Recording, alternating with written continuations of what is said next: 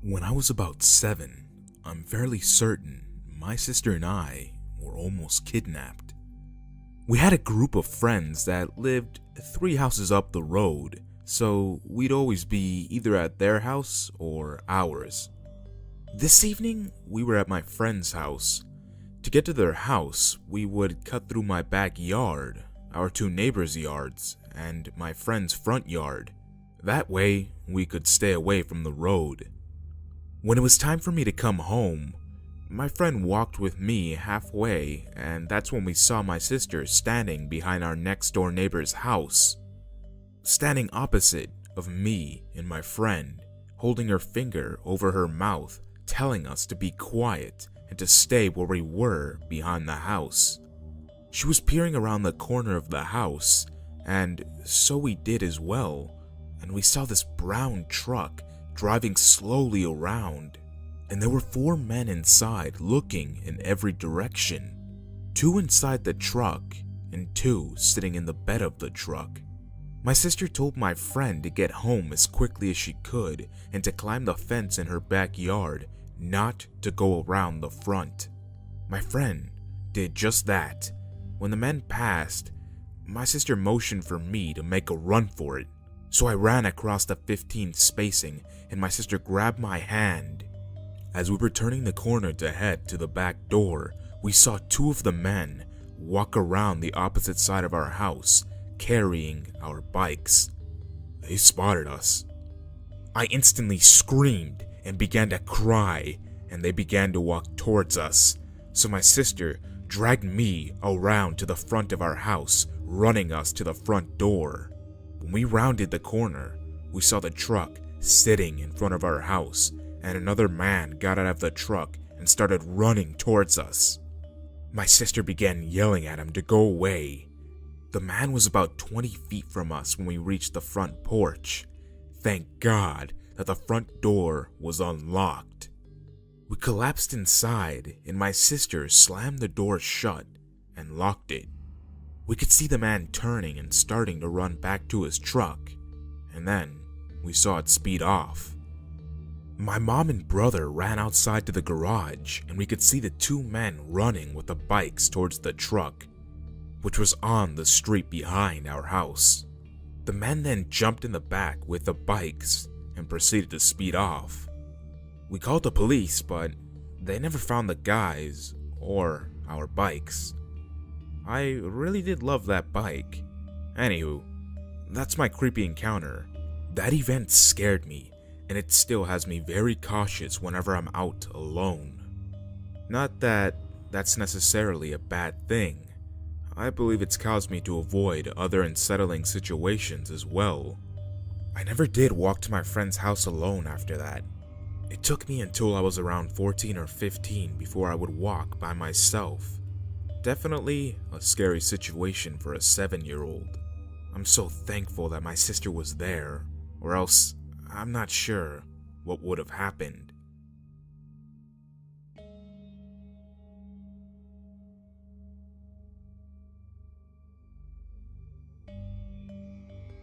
This took place about 2 years ago, when I encountered the scariest thing in my life.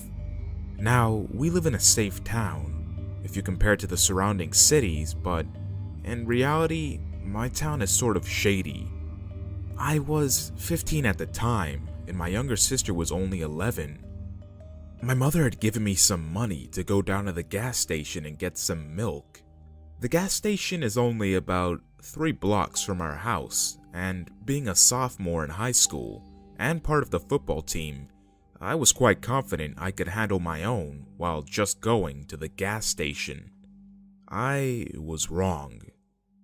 My sister had her heart set on walking down there with me, and even though a girl who lived a few roads down from us had just gotten raped a few weeks before, my mom let her come anyway, though I was still paranoid that something would happen to her, because even though she was 11 and quite tough for her age, she was still my baby sister, and I didn't want anything to happen to her. I was, and still am, especially after what happened, very overprotective of my sister. so I made a promise that she wouldn't walk too far ahead of me and would stay glued to my side the whole time we were out. I feel I should also mention that we were taking these dirt back roads and there were no sidewalks, and we were walking on the side of the road. I should also note that the road we were on had no houses, just woods, and we hadn't seen anyone drive by the entire time. Anyway, about halfway there, I heard what sounded like a car at the time driving towards us and instinctively grabbed my sister's arm to pull her into the grass, just to be sure that whoever was driving didn't hit us, because the road was fairly small in width. That's when I felt a sharp pain hit me fast on the back of the head, and I collapsed to the ground. What the fuck was basically all I could think, and my vision was still blurry from the tears and probably from the pain. But when I heard my sister screaming, I looked up and finally realized what was going on. It was a guy on a motorcycle holding a fairly large stick, like one he must have grabbed from the woods, and I immediately knew that he had hit me over the head with it. I'm ashamed to say that I was frozen with fear as I watched him pull out something, I think it was a wire, and tie my sister's wrist with it. She was crying and thrashing around, but I could hear him muttering stuff about killing me if she didn't cooperate. That's when I jolted into action.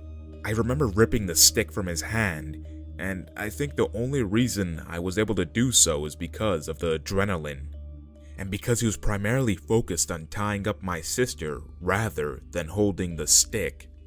He yelled "fuck," and that's the last thing he said, because I started beating his ugly face in with the stick until it snapped in half. While he was trying to collect himself, lying on the ground and groaning in pain, I thought, "Grab her and run, dumbass." But I didn't, because I always hated how in horror movies they'd strike the killer down and then run instead of finishing him off. And that's what popped into my mind, so I kicked him really hard twice in the balls, and that made him pass out completely. That's when I got out my pocket knife from my back pocket, but pussed out in killing the motherfucker. Instead, I just cut the wire from my sister and threw her over my shoulder and just took off running. I really do think that if it wasn't for the intense adrenaline and the fact that I'm super protective of my poor little sister, I probably would have gotten killed, and she would have gotten kidnapped and God knows what else. Luckily, we got home safely, and my mom called the cops. That motherfucking asshole had run away before they could find him, and was never caught.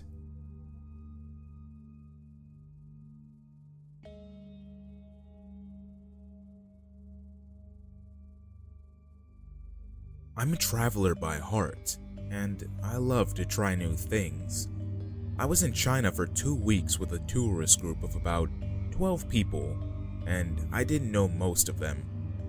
I knew one guy who happened to be my kung fu instructor, and he was fairly aged, about 37. His dad was very old and lived in China, and is a very popular man in his town, and teaches the local police force and even sometimes military. So let's get past these introductions and get on to the story. Literally a day before we left China, we visited a clothing shop that was owned by someone our friends knew. We go there and all get free clothing and discounts, so I take off my jacket, which had my wallet and passport, and put it on a hanger. I try to take a picture with my group, and then I go back inside. I put back on my jacket, and then we head to lunch in our convoy that our instructor's dad had set up for us. I ate my food, and I noticed one thing. I'm patting my pants down, my jacket pockets, and looking around my seat.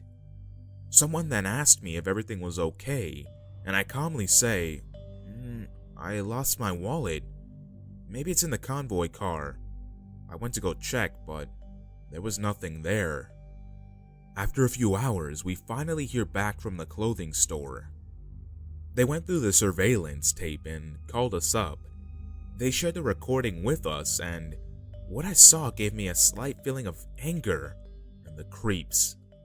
Two very well-dressed men in the store by themselves, just standing there with no physical interest in any clothing around them.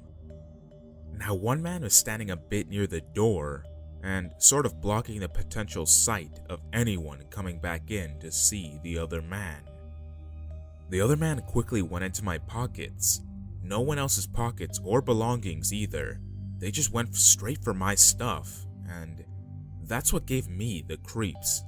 I just enjoyed the last day of my trip, and I'm literally walking all over the place to see if I could find that guy again with his picture in hand, but I couldn't find anything. So the next day, my tourist group leaves, and I'm forced to stay because I have no exit visa or a passport. They all gave me 100 yuan and wished me luck in China as they went into the airport. I went back with my instructor's family and decided to stay one more night in my fancy hotel before I took my invite to their home. It was late at night and I was in the hotel lobby room, which was huge. Which has a huge front glass door and a main street in front of it. I peer outside, and I see the guy from the store who stole my stuff drive past and look at me. The next day, my instructor's brother, who was an ex-detective with a good but very small understanding of English, took me to the police department to file the theft. Soon, I was a suspect for staying in China past my visa, so I'm in the department for hours getting my fingerprints checked and my mugshots took. Eventually they let me leave, and I go to the US Embassy and get my emergency passport. I got my exit visa as well, but I was literally told to wait 2 weeks before it was eligible and accessible. I figured it was too long, and I didn't want to hassle my new friends, so I ended up getting an inexpensive hotel room. By US standards, this hotel room could have been easily $100 a night in a state like New York or California. In China, the currency is a lot different. I only spent $21 a night for HD TV, new bed sheets, a huge shower room, and only $1 for breakfast. It took me a few minutes to get used to the Chinese digital cable. I went out and got a new wallet as well, with all the money my tourist mates gave me before they left. If you've made it this far into the story, this is where the sketchy parts begin. It was late at night, and one of my friends I've met in China knew I wanted a tattoo and told me about this cool spot to get inked up. He also told me to never go there without him. What did I do? Well, I went out with him. This place was in an alley and looked very similar to a shopping center, but much smaller. If that even makes any sense. It was 2 floors and was a decently busy street and had a lucrative look to it. The next day, I go around early evening, and it's raining only a little bit. I enter the building, which has a lobby, and I'm greeted by a man with a suit and an earpiece. Keep in mind that I am in mainland China, and this man didn't know any English, and I barely knew any Chinese. He looked at me and pointed me towards the door. I insisted on staying and saying, no, tattoo, as I shook my head. I show him my drawing and he says something in Chinese with a look of satisfaction on his face and led me upstairs. I'm finally led down a narrow hallway with other doors into a tattoo parlor room. This room has about 5 people, including a lady with a tattoo gun, and I sit down on the sofa and wait my turn. Thankfully, the lady has little English and we have a decent discussion, and I tell her of my situation. As I'm in her chair ready to get inked up, with my buttoned shirt off and my short sleeve white t-shirt rolled up, 5 men come walking in. Most of them were dressed in suits and tell everyone something in Chinese, and they all left, except one, putting a stopping gesture with their hand and asked me to stay. Instantly, I knew something was up. I played it cool, put my folded tattoo sketch in my pocket, slowly put on my buttoned shirt, and sat on the waiting sofa, which was faced towards the door. One of them was blocking the doorway, and one was to my left, and the other 3 are standing in front of me in a half circle. One of them had a mean-looking tattoo on his neck and was decently built for a shorter than average person. They all stood at me with aggressive body language. Keep in mind that I'm 6'4" and a lean 220 pounds. These guys were at most maybe 5'11", and the rest were shorter. They pull out their phones and it's this translator app. They start asking me for all my money and where I was staying at. One of them told me through the app to give them all my money or else. I pull out my wallet and they snatch all my cash and still hover over me like a bully scolding a victim on the playground, obviously trying to intimidate me. They spot the corner of my discount membership card and tell me to give it to them. I used this moment to ask the man for his phone app that he had put in his pocket. There was a brief, weird moment of intense silence as they stood over me, like they were planning on jumping me any second. So as soon as the guy looked down to grab his phone, my heart rushes and I get tunnel vision. I get up and tackle through them and through the front door. I feel one of them trying to grab my shirt, but I use my elbow and shake him off as I hit him. The guy at the door fell into the wall behind him. I sprint down the hallway and hear people yelling in Chinese behind me as they chase me. Down the hallway, I see a double-handled door chained and locked. Were they planning to keep me there? I didn't have time to think about it, but I just instantly knew it when I saw those locked up doors. Thankfully, next to the doors was a fire escape, so I got out the window and onto the fire escape and climbed down the ladder and reached the ground. I sprint down the alley and almost slipped in a few puddles, but eventually made it onto the main street. I went to some of the public markets nearby and had no money on me, so I stole a new hat, shirt, and umbrella. I just wanted to look as different as possible, and ended up walking around that evening to make sure that I wasn't followed. As I walked around, lots of people would ask me for a photo. I'm 6'4", dark, and had Rasta dreads, a mixture you just don't see in mainland China. So I charged them 5 yuan for a photo.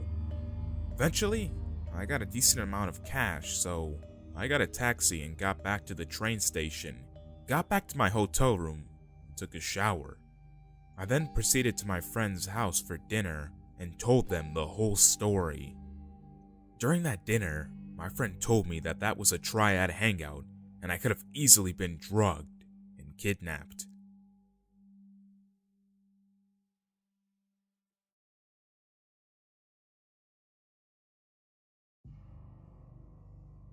This happened to me when I was around 11 and my sister was 2. Our mother would get sent on annual convention trips for work. They usually put her in a nice hotel, gave us vouchers for room service, and etc. So while my mom was doing boring work stuff, I'd watch my sister and we'd order room service and watch TV all day. Then, when she was done, we'd hang out on the boardwalk, go to the beach, and have fun. It was like a mini vacation.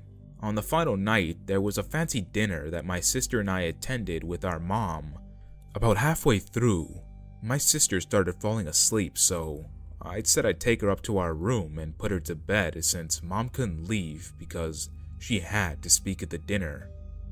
So here I am, 11 years old, lugging a sleeping toddler to an elevator. Many sensory detail.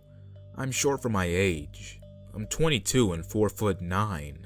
At 11, I was probably 4'6". And about halfway down the hallway, I noticed a guy was following me. I remember feeling uneasy, but didn't pay much attention to it because I was concentrating on getting myself and my sister to our room. I finally reached the elevator, and when I pressed the button for the floor, and just as the door was about to shut, I see an arm stick its way into the door, so the door opened again. The guy who was following me stepped in. He was dressed like a janitor, but he looked dingy and greasy, and I remember him smelling like rubbing alcohol. He gave me the creeps, and I knew it was not going to be a while since the convention center was on the ground floor and our suite was on the 17th floor. So I'm awkwardly holding my baby sister, praying for time to speed up, when he starts talking to me, asking me questions like, what's my name, what's my sister's name, and what we're doing. I was giving him vague answers because even though he was creepy, my mom told me to always respect my elders, so I wasn't out and rude to him. It wasn't until we'd reached like the 10th floor that I realized he hadn't chosen a floor. Now, this hotel had lots of floors. The chances that he just so happened to be on ours was slim. That's when I got really scared and started preparing to run as soon as I got off the elevator when it reached our floor. I thought about pressing the button to the next floor, but then I realized I'd just be running around with a 2-year-old and have nowhere to go. Best option was to wait it out. As soon as the doors opened to my floor, I booked it. Well, tried to, as much as a tiny kid could while being saddled down by a toddler who was now crying from being jostled out of her sleep by my running. I could hear him behind me, advancing on me, yelling, "I just want to talk to you. I didn't mean to scare you. Come back." It seemed like a mile, but I finally made it to our door, and I fucking shoved that key in and slammed the door shut. I could hear him pounding on the door and shouting, "See? You upset the baby. Just talk to me. Come out. I'm coming to get you." It seemed like forever, but he finally went away. I didn't call hotel security because I was too scared. Plus, I had to calm the baby down. I told my mom when she got back, and she reported it. The hotel soon told us that they had no employees matching my description, and that it wasn't one of her colleagues. And before you ask about how come no one in the hallways heard, or why no one got on the elevator at all during the time I was on, the company my mom worked for was huge. This conference was enormous, so basically, they rented out the entire hotel. Everyone was invited to the dinner, employees and their family. So basically, the entire hotel was at the dinner except us. I'm honestly just glad that my sister does not remember this, because this still gives me the chills every time I think about it.